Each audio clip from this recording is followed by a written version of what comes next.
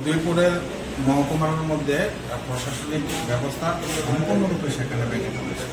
সারা রাজ্যের সাথে পাল্লা দিয়ে উদয়পুর মহকুমার বিভিন্ন জায়গায় রাজনৈতিক যেমন সন্ত্রাস চলছে, অসামাজিক কার্যকলাপ সেখানে চলছে। গত পরশুদিন একটা দেখেছেন আপনারা জিলপাড়াতে একটা কি নক্কারজনক সেখানে ঘটনা ঘটেছে। একটা মহিলাকে প্রকাশ্য রাস্তায় এভাবে বেঁধে সেখানে শারীরিক মানসিক অত্যাচার করা হয়েছে।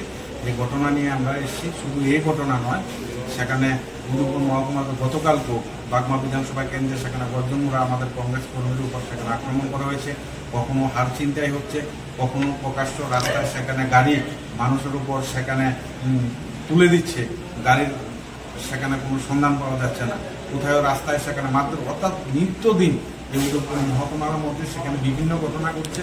সেই সমস্ত ঘটনার কারণে সেখানে প্রমাণিত প্রশাসন সেখানে মানিক শাহ যে কথা বলেন, যে প্রশাসনের কথা বলেন, সে আইন শৃঙ্খলার কথা বলেন, আইন শৃঙ্খলা সেটা ভেঙে পড়েছে। সেই কারণে আমরা উদয়পুর জেলা কংগ্রেসের তরফ থেকে আমরা এসপি সাহেবের কাছে এসেছি, সমস্ত বৃত্তান্ত সেখানে ওনার কাছে তুলে ধরেছি এবং বলেছি অবিলম্বে সমস্ত ঘটনার বিরুদ্ধে যাতে পুলিশ সেখানে ব্যবস্থা নেয়।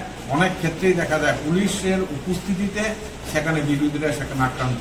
এসপি সাহেব সেখানে খুব মন দিয়ে আমাদের কথা সেখানে শুনেছেন এবং বলেছেন সমস্ত ঘটনার ক্ষেত্রে উনি প্রয়োজনীয় সেখানে ব্যবস্থা নেবেন।